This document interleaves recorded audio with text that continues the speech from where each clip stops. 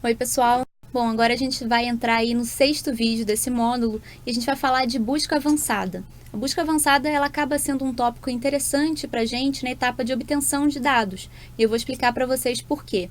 Mas antes disso eu queria falar um pouquinho sobre o Google, as possibilidades que o Google traz para a gente, como que isso pode ajudar na investigação jornalística, né?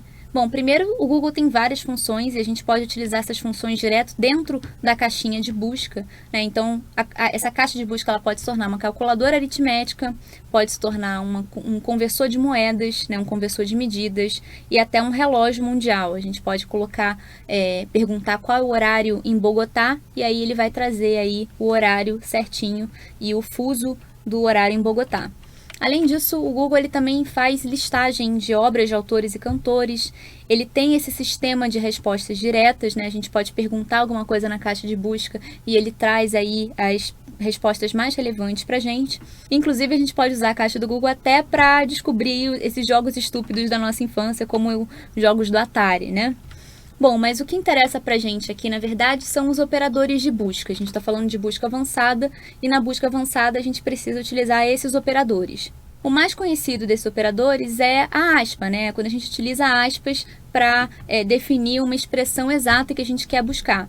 Então, por exemplo, a gente pode trabalhar com aspas aí para buscar acidentes de trânsito. E aí o Google ele só vai trazer resultados para a gente que tenham de fato essa expressão inteira, acidentes de trânsito. Ele não vai trazer só resultados que tragam acidentes ou só resultados que tragam trânsito. Então isso limita a quantidade de resultados da nossa busca, né? Isso é muito importante porque é claro que os resultados que aparecem no Google eles têm um número limitado. Eles não são todos os resultados que existem na internet. Então tem um cálculo ali de relevância e a gente não chega a todos os resultados, mas a gente pode limitar para chegar ao máximo possível que de fato interessa na nossa pesquisa. A gente também pode afunilar a pesquisa utilizando o sinal de menos para excluir um termo que a gente não quer ver nos nossos resultados, né? Então vou colocar aqui Vaza Jato menos Moro. E aí a gente vai ter aqui resultados da nossa busca com vários sites que falam sobre a Vaza Jato, mas que não citam o Moro no seu conteúdo, né? Bom, uma outra forma aí de utilizar o operador de busca é usar o coringa, né? Usar um asterisco no meio da frase. Então, a gente pode utilizar isso sempre que a gente tiver uma expressão ou tiver um nome que a gente saiba uma parte dele, né, ou dela, mas que a gente tenha uma dúvida sobre uma das palavras, um dos termos dessa expressão. A gente pode utilizar o asterisco no meio da frase. Os operadores que são mais interessantes para a gente, para essa etapa de obtenção de dados, é o site e o file type . Eu vou ensinar para vocês como combinar esses dois operadores. Primeiro, o site , né? Esse operador, ele busca dentro de um site específico ou dentro de um domínio específico. Então, aqui eu coloquei Vaza Jato menos Moro e eu posso combinar esses operadores, né? Então, eu posso incluir esse operador site para só trazer resultados sobre Vaza Jato no site da Globo.com, né? No domínio aí da Globo. E aí a gente pode ver aqui que tudo que tiver Globo.com vai aparecer nos meus resultados, mas eu não tenho resultados para além do site da Globo. Isso é muito útil quando a gente está procurando informações em sites públicos. Então aqui eu posso colocar gov.br. E aí eu vou ter informações sobre a Vaza Jato dentro do domínio gov.br, né? Dentro de sites que terminem com gov.br. Então isso já limita aí bastante os meus resultados. Podem ver aqui que eu tive aproximadamente 1.240 resultados. Claro que se eu tirar aqui essa minha limitação na busca, né, do Moro, eu posso ter um pouquinho mais. Passou para 1.710 resultados.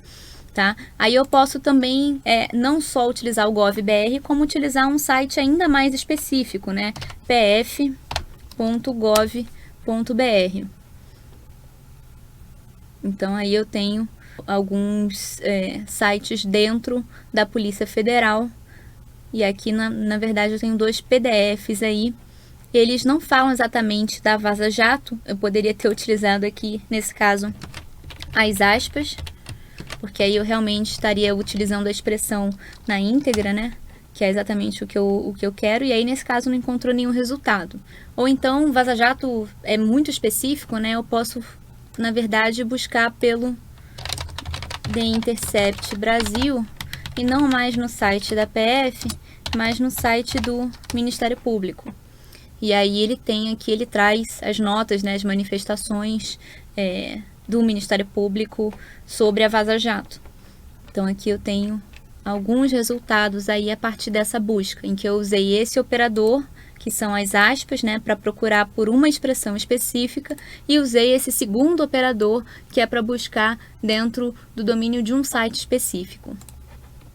Agora, se eu quiser buscar por um tipo de arquivo específico, eu vou usar o operador de busca FileType.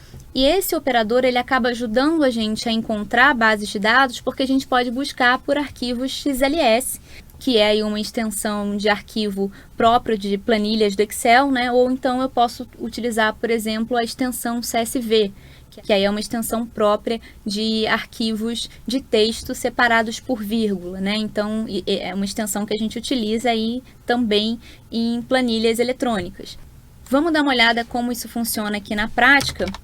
Eu vou só continuar aqui a minha busca, né? Refinando essa minha busca com mais um operador, e aí eu vou usar o FileType, PDF.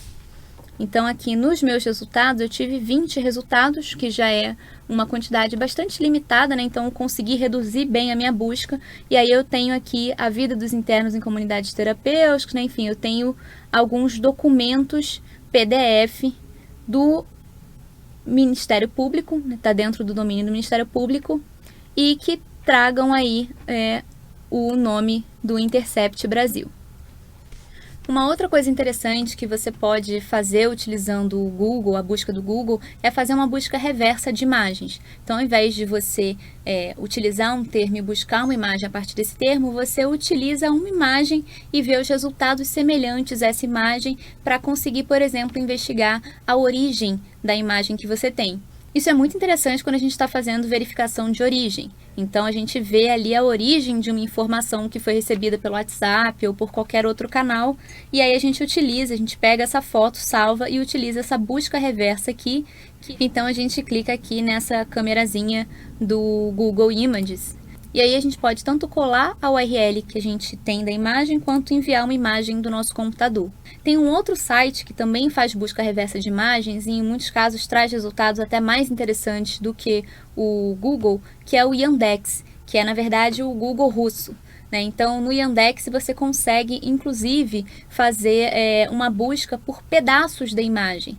Então, por exemplo, se você tem uma imagem do presidente em uma viagem e você quer saber exatamente em que local da cidade que ele foi visitar o presidente se encontra. Tem uma foto dele perto da janela dentro de um hotel. E aí você consegue ver o exterior dessa janela. Você pode pegar e recortar essa imagem só para esse pedaço do exterior da janela e aí subir essa imagem no Yandex, nessa busca reversa de imagens, e ele vai trazer imagens similares que podem te levar a verificar exatamente em que localidade o presidente estava. E isso eu estou trazendo como exemplo, mas na verdade foi uma investigação real que o Adriano Belisário fez utilizando o Yandex. Bom, essas são algumas formas de você trabalhar a busca avançada do Google para obter dados, levantar bases de dados ou então verificar informações necessárias para suas investigações. Agora, no próximo vídeo, a gente vai falar de lei de acesso à informação.